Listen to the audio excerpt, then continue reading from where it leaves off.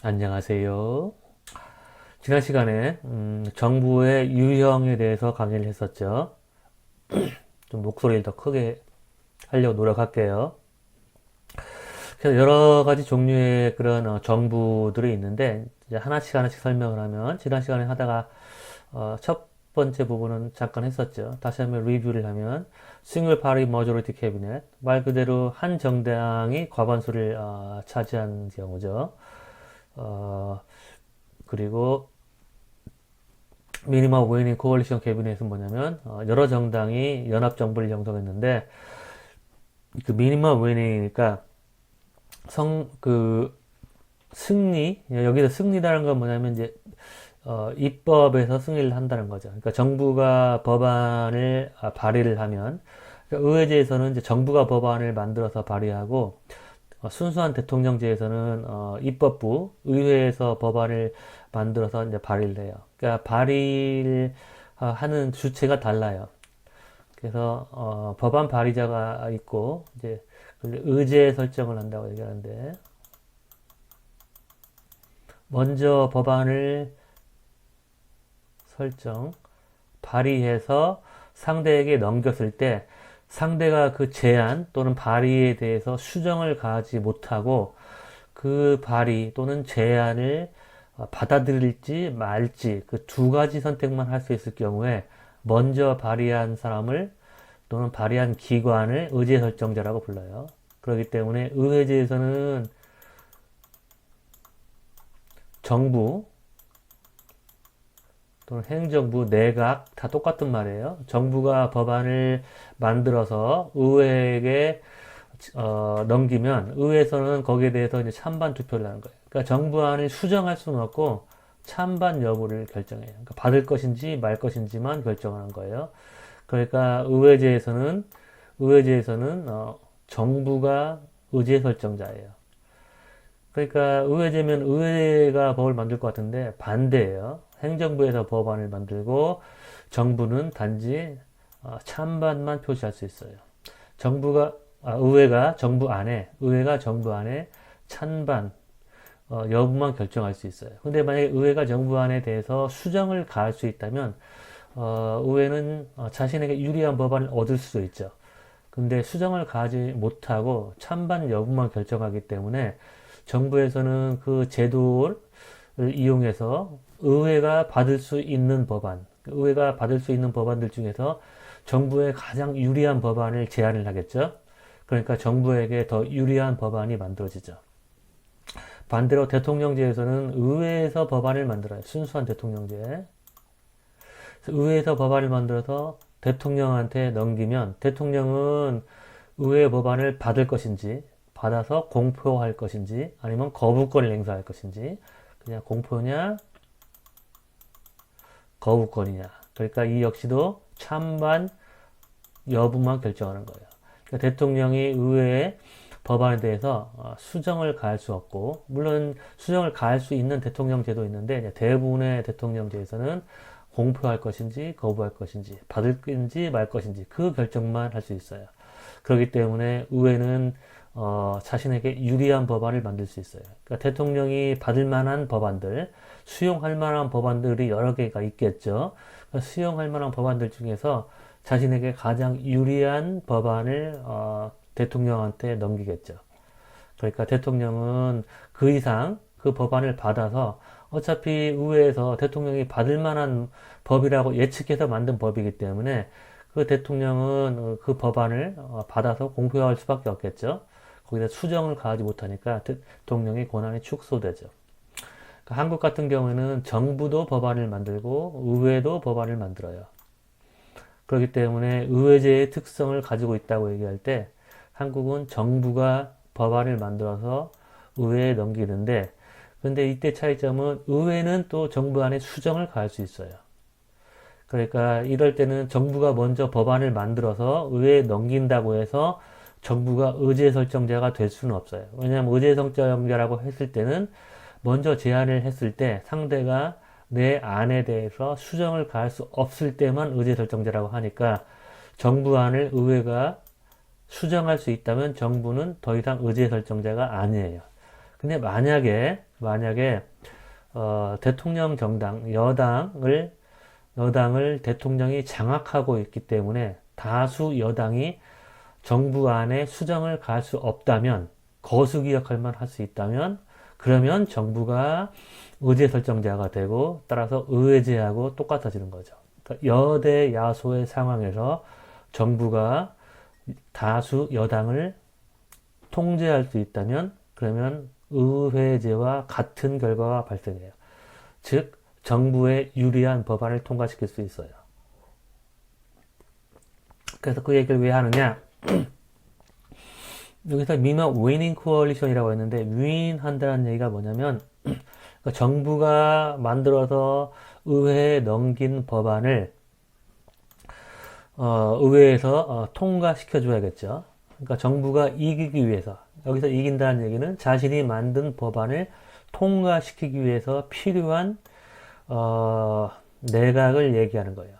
그러려면 정부안을 의회에서 통과시키기 위해서는 그 정부를 구성하는 그런 정당들 이 다수를 형성해야겠죠. 예를 들어 가지고 여기 예를 보면은 A, B, C가 있어요. A 정당, B 정당, C 정당이 있으면 이 A, B, C라는 정당이 모여서 연합정부를 형성할 때 이 A, B, C 정당의 의원들의 수가 전부 이렇게 합치면 55명이 되겠죠. 근데 의회 총 의석이 100석이니까 100석 중에 이 세 정당이 55석을 차지했기 때문에 이 세 정당의 지도부가 모여서 만든 행정부, 행정부는 연합정부에 참가한 정당 또는 단독정부의 지도부들이 행정부를 구성하기 때문에 이 세 정당들의 지도부가 만든 법안을 일반 의원들이 거부할 수 없겠죠. 그러니까 달리 얘기하면 이 세 정당이 만들어서 연합정부를 형성해서 그 정부가 만든 법안은 이 55명의 일반 의원들이 찬성표를 던지겠죠. 그래서 승리할 수 있겠죠. 그러니까 총 의석수가 100명일 경우에 이 winning coalition을 만들기 위해서는 최소한 의원들의 수가 50명을 넘어가도록 정부를 형성해야겠죠. 최소한 50명이 넘을 수 있도록 정당들이 연합을 해야겠죠. 그래서 이 첫 번째 조건은 정당들이 연합할 때 50석을 넘겨야 된다는 조건이 첫 번째 조건. 그러니까 50석 이상. 그러면 majority 연합 정부, 다수 연합 정부가 형성되죠. 그래서 만약에 여기 있는 모든 정당들을 다 포함했을 때는 당연히 50석을 넘으니까 winning coalition이죠. 승리 연합이죠. 하지만 이 정당들을 다 포함시킬 필요는 없겠죠. 왜냐하면 국가 자원은 제한되어 있는데 굳이 D 정당하고 E 정당까지 연합정부에 포함을 시켜서 그 국가 자원의 떡을 또는 정책의 결과물을 다른 정당하고 나눠 먹을 필요가 없는 거죠. 파이는 제한되어 있는데 그 파이를 나눠 먹을 필요가 없는 거죠. 그래서 여기서 미니멀이라는 표현이 들어간 거예요. 최소 승리 연정. 그러니까 행정부가 만든 법안을 통과시키기 위해 필요한 다수의 연합인데 그 다수가 최소가 돼야 된다는 거죠. 근데 미니멈 사이즈하고 미니멈 위닝 코얼리션하고 다른 거예요. 미니멈 사이즈는 이 미니멈 위닝 코얼리션 중에서 가장 크기가 작은 연합정부를 얘기하는 거예요. 저 밑에 나오지만 그래서 미니멈 위닝 코얼리션 캐비넷은 이제 여러 가지 종류가 있는데 이처럼 A, B, C 정당이 연합하면 55석을 얻게 되고 그 다음에 A, D, E가 모이면 53석. 그래서 여러 가지 형태의 미니멈 위닝 코얼리션이 만들어지겠죠. 그렇다면 이 중에서 사이즈가 제일 작은 게 ADE니까 이 중에서는 이게 smallest size, 그러니까 가장 작은 승리 연정이 되겠죠. 이 연합이. 그래서 여기에 반대되는 개념은 뭐냐면 oversize cabinet. 아까 조금 전에 얘기했던 거국 내각도 이 oversize cabinet, 즉 과대 내각에 포함이 되는 거죠. 과대 내각. 그러니까 불필요하게 크다는 얘기죠. 그러니까 조금 전에 얘기했듯이 굳이 포함시키지 않아야 될 정당도 포함된다는 것이죠.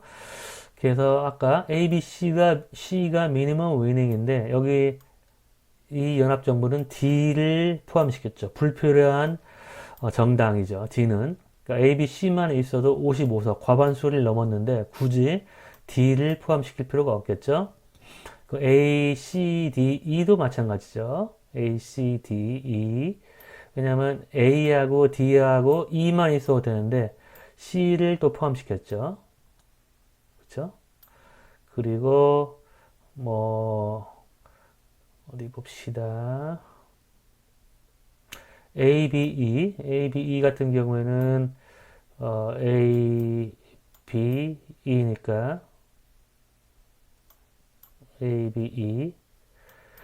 B하고 E가 연합정부를 형성하면 54석이 되죠. 54석. B, E가 이렇게. 근데 불필요한 정당인 A를 포함시켰죠. 이렇게. CDE는 불필요한 정당이 D가 되겠죠. 왜냐면 C하고 E만 있으면 59석인데 D가 포함됐으니까 이런 식으로 여러 형태의 과대 내각이 형성될 수 있겠죠. 마이너리티 캐비넷은 뭐냐? 소수 내각. 소수 내각.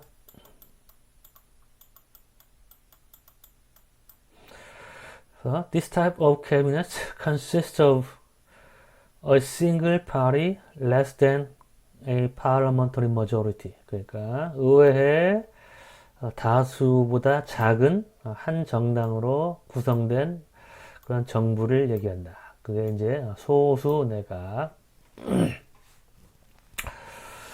그래서 이런 여러 내각의 종류들이 있어요. 그 다음 근데 이제 연합 정부에 대한 여러 가지 이론들이 있는데 그 연합 정부를 만약에 만든다면 어떤 이유로 어떤 근거로 만들 것인가에 대한 그런 이론들이죠. 아까도 얘기했죠. smallest size 또는 minimum size. 이 이론이 뭐냐면 가능한 파이를 나눠 먹을 때 가능한 작은 의원들의 수를 포함하되 과반수를 넘을 수 있는 그와 같은 연합정부가 형성될 것이라는 이론이죠. 그래서 아까도 얘기했지만 ADE가 연합정부를 형성하면 20석 더하기 33이니까 53석. 이보다 더 적은 수의 의원을 포함하는 내각은 여러분이 여기서 발견할 수 없을 거예요. 그래서 미니멈 사이즈 내각은 ADE가 되겠죠. 그 다음 bargaining proposition.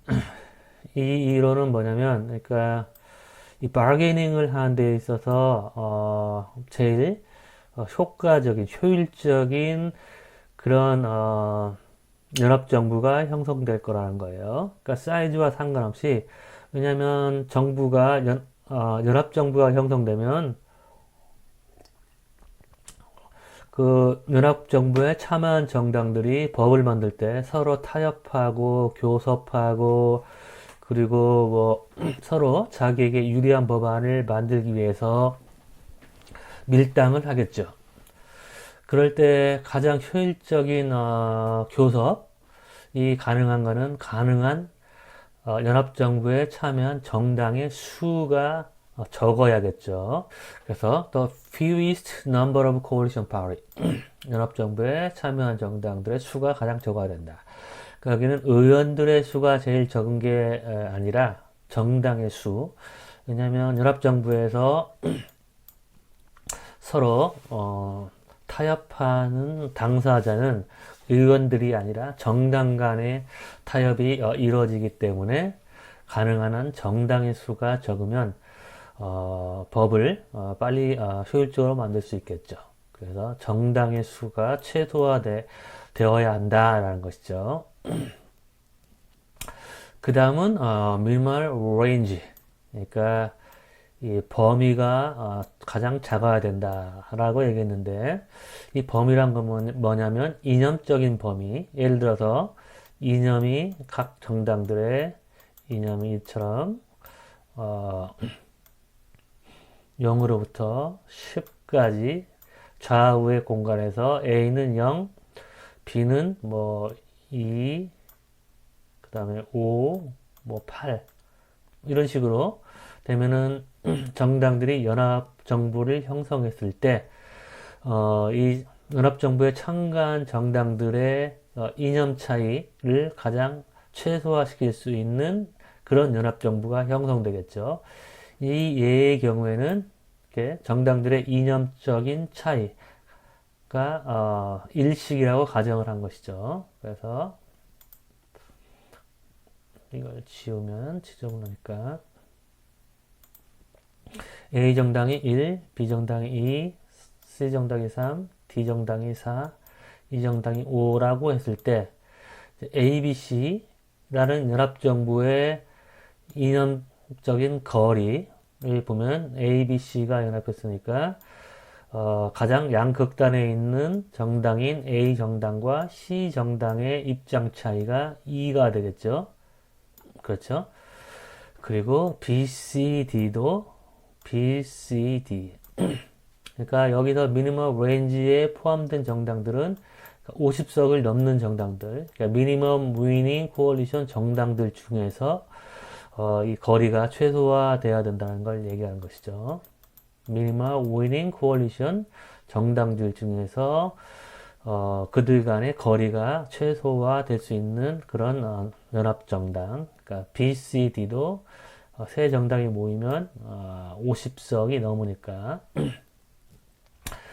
그러니까 물론 당연히 뭐 과대 내각은 포함될 가능성이 없죠. 왜냐하면 과대 내각은 많은 정당들이 포함되기 때문에 아무래도 정당들 간의 이념 차이가 많이 나겠죠.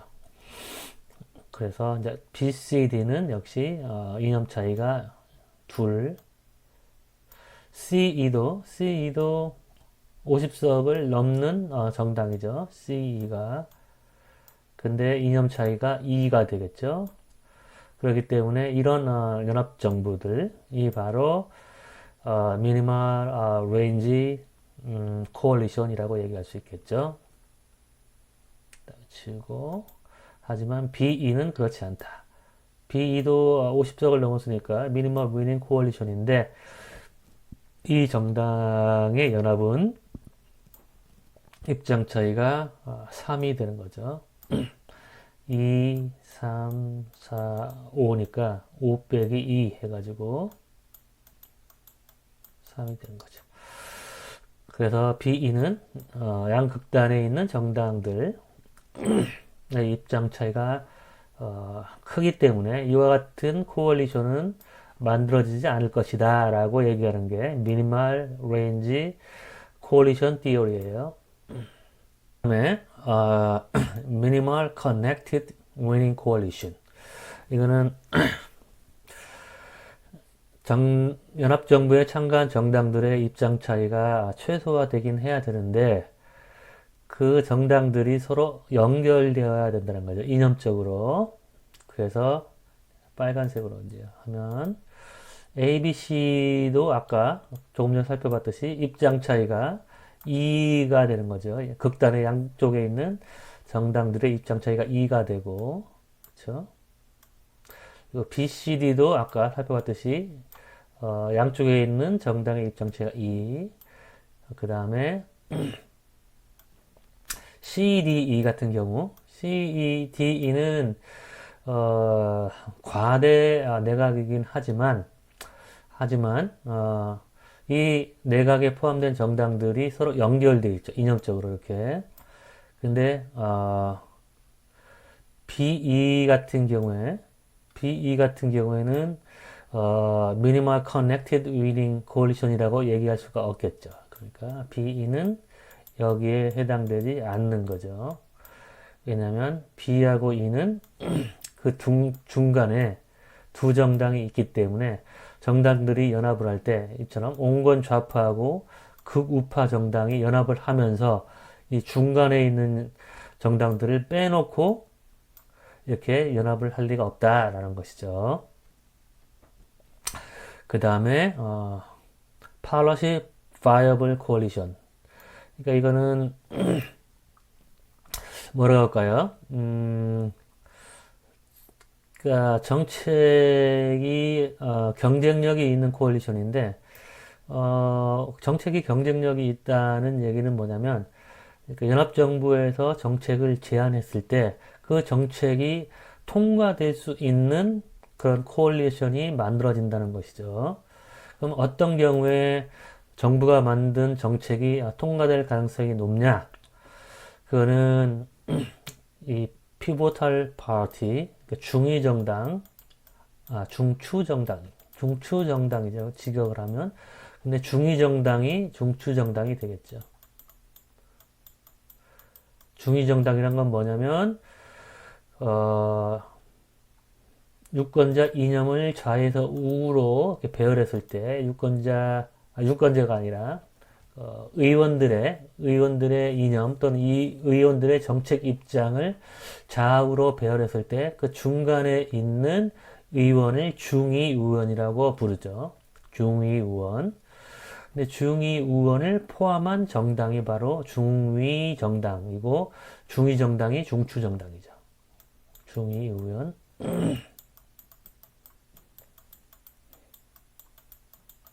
포함. 정당. 그러니까 이렇게 의원 수가 짝수일 경우에는 50번째하고 51번째인가요? 50번째하고 51번째의 평균이 미디안이죠.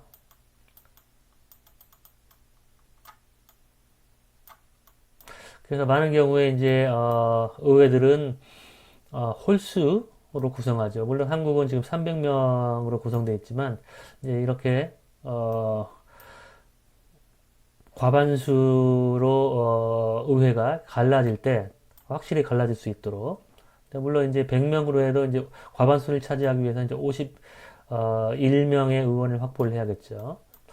그래서 이 경우에는 51번째 의원 51번째 의원을 지지를 얻어야지만 법안이 통과되게 되겠죠. 그래서 수학적인 개념으로 정확한 미디안 중위값은 50.5이긴 하나 사람을 반으로 쪼개가지고 이렇게 할 수는 없으니까 그리고 의회에서 법안이 통과되기에 필요한 의원 이 51번째 의원까지 확보를 해야지 법안을 통과시킬 수 있겠죠. 그러니까 이 51번째 의원이 포함된 정당이 바로 중위정당이에요. 그러면 이 이론에 의하면 연합정부를 형성할 때 중위정당을 꼭 포함시킬 거라는 거예요. 왜냐하면 중위정당이 포함되면 그 중위정당이 제안한 법안은 다른 어떤 법안하고 경쟁에도 승리하기 때문에 그런 거예요. 노란색 여기다가 넣어서 설명을 하면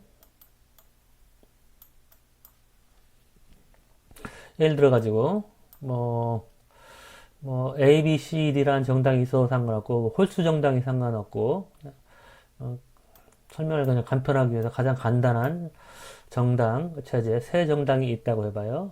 A, B, C 정당이 있는데 B 정당이 법안을 발의했을 경우에 근데 B 정당이 중위 정당일 경우에 즉 중위 의원을 포함한 그런 정당이에요.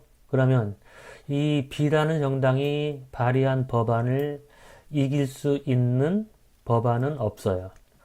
A가 47% B가 C가 48%라고 하면, 그러면 B는 5%겠죠? 5%밖에 차지하지 않는 작은 정당이죠. 그럼에도 불구하고 B라는 정당은 중위 의원을 포함하고 있죠. 왜냐하면 여기가 47%니까 딱 중간이 B라는 정당의 3%는 왼쪽, 그리고 여기가 48%니까 2%는 오른쪽. 하지만 이 중간 중의의원을 포함하고 있죠. B라는 정당이. 그래서 B라는 정당이 B라는 법안을 발의했을 경우에 이 세 정당에서 가장 큰 정당인 C가 C라는 법안을 발의한다고 할 경우에 B하고 C하고 서로 경쟁하면 A라는 정당은 누구를 찍겠어요? B하고 C 중에서 B가 작은 정당임에도 불구하고 B라는 법안이 C라는 법안보다 A 정당에 더 가까우니까 A 정당은 B 안에 찬성하겠죠. 그 다음에 B 정당은 당연히 자신의 법안이니까 여기에 찬성을 하겠죠. 그래서 A, B, C 의원들이 전부 B에 찬성을 하게 되니까 총 47 더하기 5 해서 52%의 지지를 얻어서 B안이 채택되겠죠. 마찬가지로 A라는 정당이 만약에 법안을 발의할 경우에 A하고 B하고 경쟁하면 누가 승리하게 되냐면 또 B가 승리하게 되는 거죠. 왜냐하면 B안에 B 정당이 찬성하고 또 C 정당도 찬성해서 B 플러스 C 해서 5 더하기 48은 53 해서 이기게 되는 거죠. B안이. 그러니까 이 중위 의원의 입장은 누구하고 경쟁해도 이 정당의 크기와 상관없이 항상 승리를 해요. 이걸 이제 합선정 시간에 배우겠지만 콘도스의 위너라고 불러요. 콘도르. 이건 불란서 학자의 이름이에요. 그래서 이 세트라고 발음되지 않고 뭐 콘도르세 이렇게 발음한다고 해요. 내가 불안 모르지만. 그래서 콘도르세 위너. 그 1대1 경쟁에서 누구하고 경쟁해도 항상 승리하는 그런 대상을 콘도르세 위너라고 불러요. 그러니까 이 경우에는 B안은 누구하고 어떤 안하고 붙어도 항상 승리하기 때문에 B안이 콘도르세 위너가 되고 또 B라는 정당이 콘도르세 위너가 돼요. 그 얘기는 무슨 얘기냐면 연합정부를 형성할 때 B정당을 포함시키면 그러면 항상 이 연합정부가 발의한 법안은 승리할 수밖에 없겠죠. 예를 들어 가지고 A하고 B가 연합하면 그러면 52% 전체 의석의 52%를 차지하니까 이 연합정부가 만든 법안은 당연히 통과되겠죠. 또는 B하고 C가 연합하면 당연히 이 연합정부가 만든 법안은 통과되겠죠. 그게 바로 Policy Viable Coalition Theory예요. 그렇다면 우리가 여기 이 예에서 어떤 연합이 Policy Viable Coalition인지 찾을 수 있겠죠. 일단 먼저 중의정당이 어떤 정당인가를 찾아야겠죠. 그래서 여기 둘이 합치면 총 100명 중에서 51번째 의원을 포함한 정당이 중의정당이니까 그 다음 C를 더하면 29에서 54가 되겠죠. 그러니까 여기까지가 54가 되니까 C 정당이 51번째 의원을 포함해서 중위 정당이죠. 그 얘기는 뭐냐면 연합정부를 형성할 때 항상 C라는 정당을 포함시킬 것이다 라는 것이죠. 그래서 여기다 보면 A, B, C, B, C, D, C, E. 그러니까 물론 뭐 과대 내각까지 포함해서 A, B, C, D, E 뭐 그렇게 포함하면 되겠지만 C를 포함하면 되겠지만 그거는 뭐 전체 의원들이 다 포함된 정당이니까 이제 미니멀 위닝 코얼리션 중에서 C를 포함한 정당을 연합정부를 찾아내야겠죠. 오늘 강의를 세 번째 하니까 자꾸 이렇게 말이 여러 번 헛나오네요. 머리도 아파오고. 자, 그 다음에 그렇다면 이 마이너리티 캐비넷 소수 내각, 그러니까 경험 세계에서는 이렇게 연합정부만 형성되는 게 아니라 소수 내각, 한 정당이 의회 다수를 차지하지 못했음에도 불구하고 정부를 형성하는 경우가 있어요. 그러니까 대통령제에서는 말하자면은 여소야대 형국이죠. 근데 대통령제에서는 여소야대가 형성이 돼도 대통령이란 행정부의 수반이 있으니까 행정부의 권한이 어느 정도 유지가 되겠죠. 근데 의회제에서는 소수 내각이 꾸려지면 항상 의회 다수의 야당 다수의 견제를 받겠죠. 그래서 소수 내각이 만든 법안을 통과시키려고 할 때 의회의 찬반 투표를 통해서 의회의 동의를 얻어야 되는데 이 내각에 참여한 정당이 의회 다수를 차지하지 못하기 때문에 항상 다수 야당의 눈치를 보겠죠. 그렇다면 왜 가능하면 정당들을 규합해서 다수 연합 내각을 만들지 왜 이처럼 소수 내각을 만드는가가 하나의 수수께끼가 되겠죠. 그럴 때는 이제 여러 가지 이론들이 있어요. 경험 세계에서는 이런 소수 내각들이 적지 않게 만들어지는데 왜 그럴까? 그래서 첫 번째 이유를 살펴보면 electoral concern, 그러니까 선거 때문에 그렇다는 거죠. 그래서 it would be advantageous for a party not to carry government responsibility to win the next election. 그러니까 한 정당이 이 정부의 책임을 짓지 않는 게 정부의 책임을 지지 않는 것이 더 유리할 수 있다. 뭐에 더 유리하냐면 그 다음 선거에 더 유리할 수 있다는 거죠. 그러니까 예를 들어서 뭐 경제가 매우 안 좋다거나 또 같이 연합정부를 형성할 정당이 국정 운영이 없다거나 그러니까 대부분 선거가 끝나고 나서 의석을 가장 많이 차지한 정당이 이제 연합정부 구성을 제안을 해요.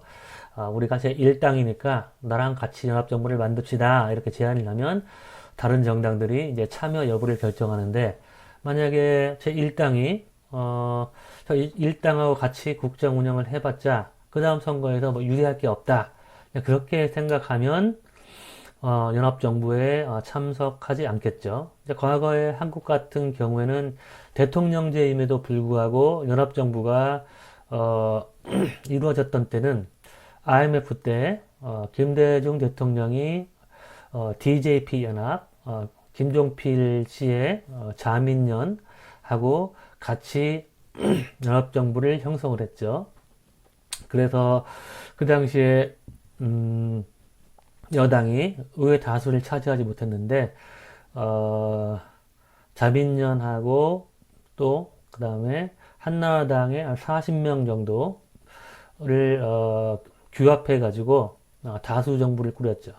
그러니까 IMF 직후라서 굉장히 국가의 위기 상황에서 여러 가지 중요한 경기 부양책이나 아니면 경기 회복을 위한 법안들을 통과시켜야 되는데 여소야대의 정부였기 때문에 의회에서 여당이 다수를 차지하지 못했기 때문에 정부가 신속하게 처리해야 될 법안을 처리하지 못하니까 이념적으로 굉장히 멀리 떨어져 있는 자민련, 가장 보수적인 정당이죠. 하고도 연합정부를 형성을 했었죠. 그러니까 김대중 대통령이 당시에 내기했던 하나의 명언이 있는데, 그러니까 정부는 필요하다고 하면 악마하고도 손을 잡아야 된다라는 그런 얘기를 한 적이 있어요. 그러니까 그러니까 정당은 자신을 지지하는 지지자들을 위해서 또는 국민을 위해서 필요하다면 모든 수단과 방법을 가리지 않아야 된다는 그런 뜻이겠죠. 물론 이제 자신의 권력을 위해서 그렇게 악마하고 손을 잡으면 그거는 좋지 않지만 그 목적이 국민을 위한다면 이제 거기에 대해서 뭐 그 당시 여당에서는 굉장히 김종필 씨하고 연합정부를 구성하는 대해서 많은 비판이 있었죠. 그러니까 도덕적이지 못하다. 어떻게 진보적인 정당이 군사 쿠데타에 주역하고 정부를 형성할 수 있느냐. 그런 비난도 많이 있었는데 결국에는 이렇게 정부를 형성해서 IMF를 극복하는데 필요한 그런 중요한 법안들을 통과시킬 수가 있었죠.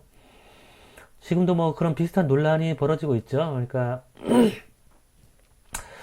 내일 모레가 선거인데 이제 더불어시민당 창당을 두고 그게 그리고 물론 이제 미통당의 미래의 한국당도 마찬가지죠. 그러니까 정당들이 어떤 도덕성 아니면은 권력 그 사이에서 명분과 그 다음에 권력 사이, 실리 사이에서 어떤 걸 추구하는 게 맞느냐 아니면 여러 가지 이제 논쟁이 있기도 하죠. 그 다음에는 이제 노무현 대통령께서 임기 말에 거국내각 구성을 했었죠. 그러니까 모든 정당이 참여하는 그런 행정부를 꾸리겠다라고 했는데 그 당시에 이제 한나라당일 거예요. 한나라당인가? 한나라당이 이런 비슷한 이유에서 내각에 참여하지 않았죠.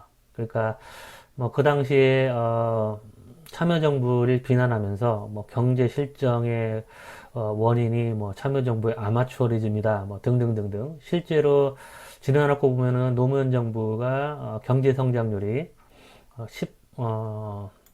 13대 이후로 그러니까 13대나 14대 때만 해도 한국의 경제 어떤 규모나 경제 성장 정도가 선진국 수준이 아니었기 때문에 뭐 경제 성장률이 매우 높았었죠. 근데 이제 한국이 어느 정도 경제 성장이 이루어지고 난 이후로는 경제 성장률이 두 번째로 높았을 거예요.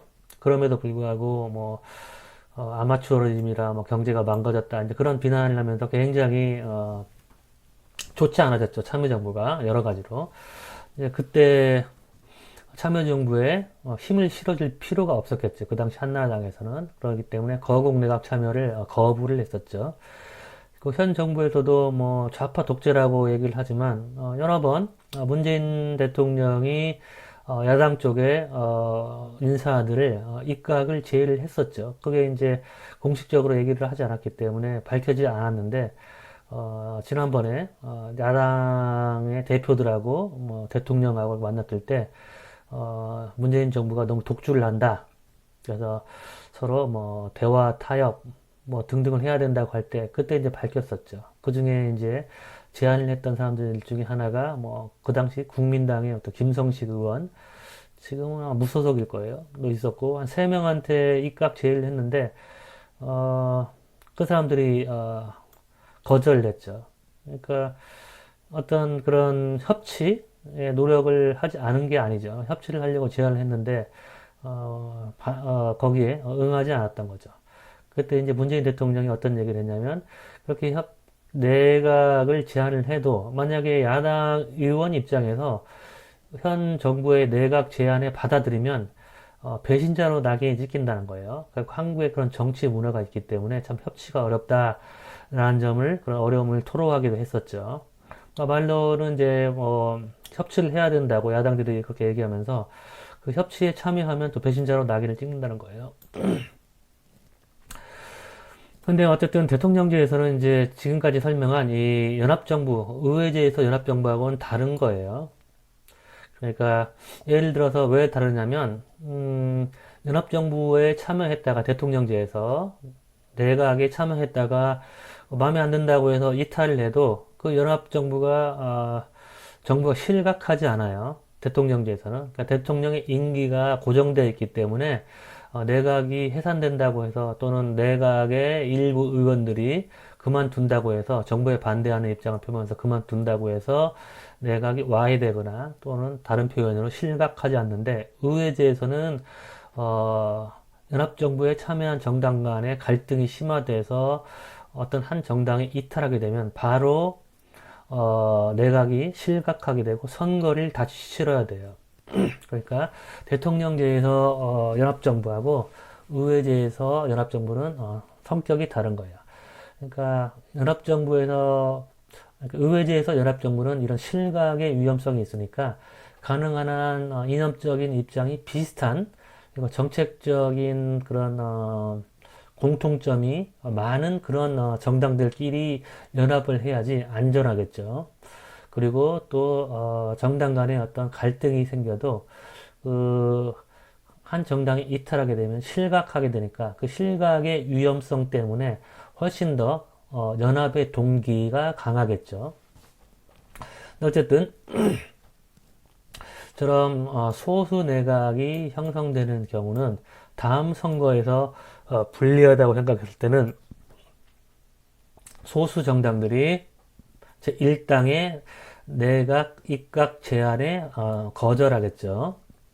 아까 얘기했던 대로 뭐 노무현 대통령의 그런 제안에 당시 한나라당이 응하지 않았던 뭐 그런 것도 비슷한 이유죠. Electoral concern. 그 다음에 the absence of investiture requirement. 뭐 investiture가 뭐 성직 수여 뭐 그렇게 직역을 하면 그렇게 번역이 되는데 여기서 얘기하는 거는 이제 내각을 구성할 때 의회 다수의 동의가 있어야 돼요. 대부분의 국가에서는.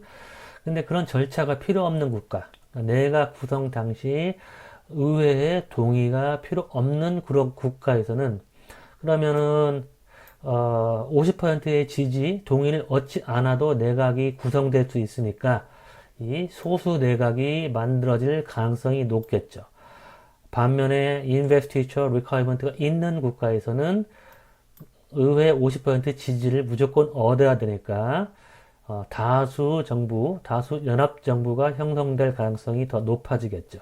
그래서 밑에를 읽어보면 If a new cabinet can take office without the need for winning a majority of parliament vote, 그러니까 새로운 정부가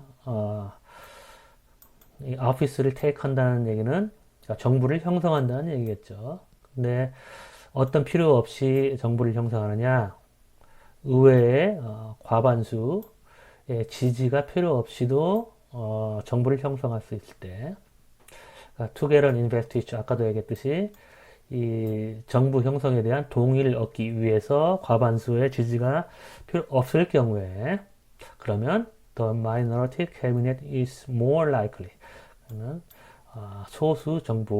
소수 내각이 일어날 가능성이 높다라는 거죠.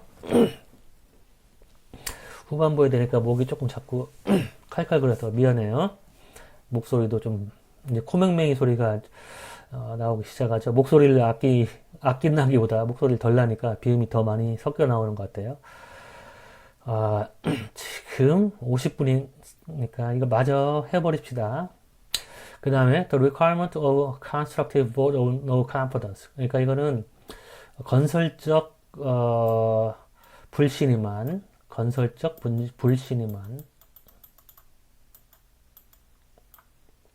이게 뭘 의미하냐면 그러니까 독일 같은 경우에 이제 내각제를 채택해서 2차 세계대전 이후에 내각을 구성하면 정당 체제가 불안정하고 그렇기 때문에 자꾸 내각 내에 그런 문제가 생겨가지고 내각이 와해되고 실각하게 되고 또 다른 내각이 만들어지면 또 실각하고 그러니까 자꾸 반복적으로 이렇게 내각이 만들어졌다 깨졌다 만들어졌다 깨졌다 하니까 전국이 불안하잖아요. 그렇기 때문에 이 불신임한을 행사할 때 그러니까 불신임한 제도라는 거는 야당 의회 다수가 정부의 정책을 잘못하고 있다고 해서 불신임한을 던지면 정부가 와해되는 거죠. 자꾸 이렇게 불신임한을 통해서 정부가 반복적으로 와해되니까 이걸 막기 위해서 그러면 정부를 끌어내리려면 대안을 만들어 놓고, 즉, 대안 내각을 니네들이 만들어 놓고 끌어내려라. 대안 내각을 미리 구성했을 때만, 현 정부에게 불신임한을 던져라 하는 게 바로 이 건설적 불신임한이에요. 이런 제도가 있다면, 마이너리티 캐비넷이 만들어질 가능성이 높다는 거예요.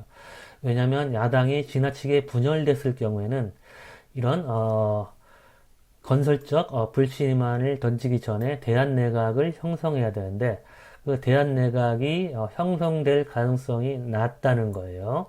그렇기 때문에 이 소수 내각이 형성될 수 있다는 거예요. 그래서 requires that a no conference motion must accompany an alternative cabinet. 아까 얘기했던 대로 대한내각을 수반할 경우에만 불신임한을 행사할 수 있다는 거죠. 이게 모션은 법안하고 다른 거죠.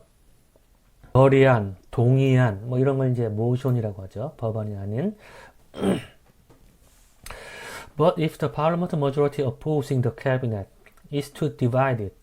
근데 의회 다수가 이 내각에 반대하는 의회 다수가 너무나 갈라져 있어요. 그래서 이 사람들은 대한내각을 구성할 수가 없을 정도로 갈라져 있을 경우에는 그러면 할 수 없이 소수 내각이 만들어지겠죠. To agree on an alternative cabinet. 그러니까 대한내각에 동의할 수 있을 정도로 그렇게 결속되지 않고 정당들이 갈라져 있을 경우에는 그러면 the minority cabinet is more likely. 그럴 경우에는 소수 내각이 만들어질 가능성이 높다라고 얘기하는 것이죠. 지금 딱 강의를 이제 그만하라고 목에서 신호를 보내네요. 네, 수고했어요.